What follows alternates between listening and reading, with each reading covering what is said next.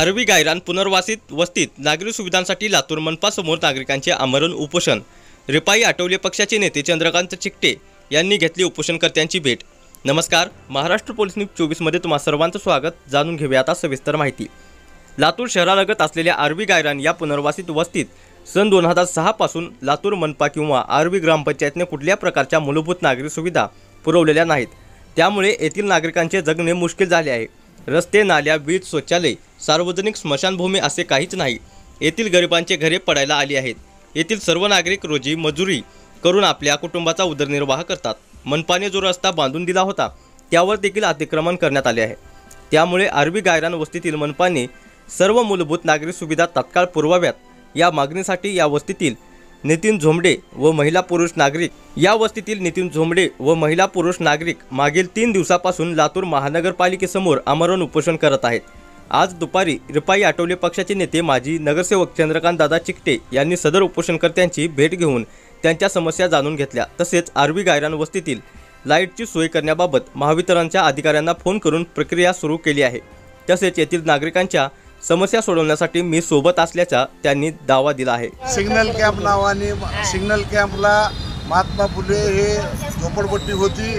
रस्त्याच्या नावाखाली या गरीब माणसांना काहींना म्हाडामध्ये टाकण्याचं काम 2006ला केलं आणि काहीला आरवी गायरानमध्ये टाकलं।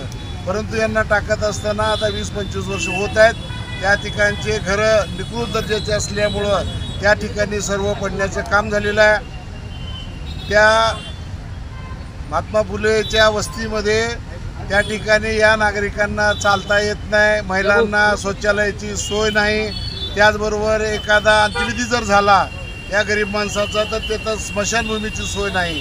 तेव्हा हा वाद 2006 पासून आहे की हे लातूरमधले सर्व पुनर्वसित माणसं होते, परंतु यांना तिकडे नेऊन टाकल्यामुळं ना त्या ठिकाणची ग्रामपंचायत यांना पदरात घेत नाही, ना लातूर शहरातली महापालिका पदरात घेत नाही।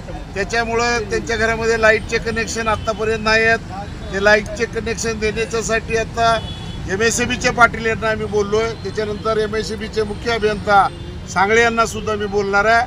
आज महानगरपालिकेचे आयुक्त जे मनोहर साहेब त्यांना सुद्धा हे शिष्टमंडळ भेटणार आहे। 3 दिवस आमरण उपोषणला नितीनला झालेले आहेत आणि अत्यंत दुःखद बाब आहे। श्रम करणारे, कष्ट करणारे गरीब माणसं आहेत। या गरीब माणसाच्या न्याय हक्कासाठी गेल्या 3 दिवसापासून या ठिकाणी आमरण उपोषण होत आहे आणि या तरुणाला जर काय त्याच्या जीवाला बरं वाईट झालं तर याची सर्वस्वी जबाबदारी महापालिका आणि ग्रामपंचायतीची असणार आहे। महाराष्ट्र पोलीस न्यूज 24 साठी महाराष्ट्र उपसंपादक गुलाब शेख। अशाच नवीन अपडेटसाठी आता सबस्क्राईब करा महाराष्ट्र पोलीस न्यूज 24 या न्यूज चॅनलला। व्हिडिओ आवडला असेल तर लाईक, शेअर आणि कमेंट करायला विसरू नका। धन्यवाद।